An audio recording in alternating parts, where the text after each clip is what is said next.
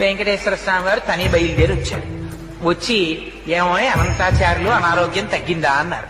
ఇటువైపు నుంచి అటువైపు తిరిగి పడుకున్నారు. ఆయన మాట్లాడకపోతే ఆయనే పాపం బల్ల లాక్కుని వెంకటేశ్వర స్వామి వారు కూర్చున్నారు. ఇవన్నీ యథార్థంగా జరిగిన సంఘటనలండి. ఓ బల్ల మీద కూర్చుని చెయ్యి పట్టుకుని అనంతాచార్యులు తగ్గలేదా, ఇంకా ఒంట్లో ఉష్ణం అన్నారు. అంటే పాపం మీకు ఇప్పటికి తీరుబడి దొరికింది, మిమ్మల్ని నమ్ముకుని కొండ మీదకి వచ్చి ఈ నేల నుంచి పుష్పకైంకర్యం చేస్తున్నాను, 3 రోజులు అయింది జ్వరం వచ్చి పడి మంచాన వచ్చి నన్ను పలకరించడానికి తీరుబడి కుదరలేదు, వైద్యుల్ని పంపిస్తానన్నావుట, ఏం పాపం నువ్వు వచ్చావేం ఖాళీ దొరికిందా అన్నారు. అంటే పోన్లేవయ్యా, మనస్సంతా కష్టపెట్టుకోకయ్యా, నీకు జ్వరం ఉందో లేదో చూద్దామని వచ్చాను. అనంతాచార్యులు నన్ను చూడాలన్న భక్తే తప్ప వైద్యులతో వైద్యం చేయించుకుందామని కూడా నీకు కోరిక లేదేమిటో, చూడు నీకు ఎలా తగ్గించేస్తానో అని ఒళ్ళంతా.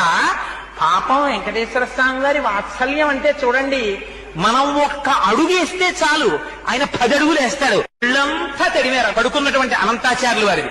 ఆయనకి జ్వరం అంతా తగ్గిపోయింది. లేచి నిలబడి గబాల కాళ్ళ మీద పడ్డారు.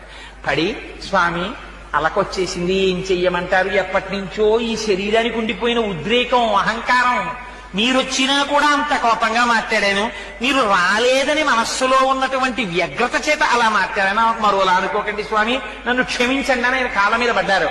అనంతాచార్యులు నిన్ను క్షమించడం ఏమిటో అని పొంగిపోయి కౌగిలించుకుని పాపం గుళ్ళోకి వెళ్ళారు వెంకటేశ్వర స్వామి గారు. Download ShareChat.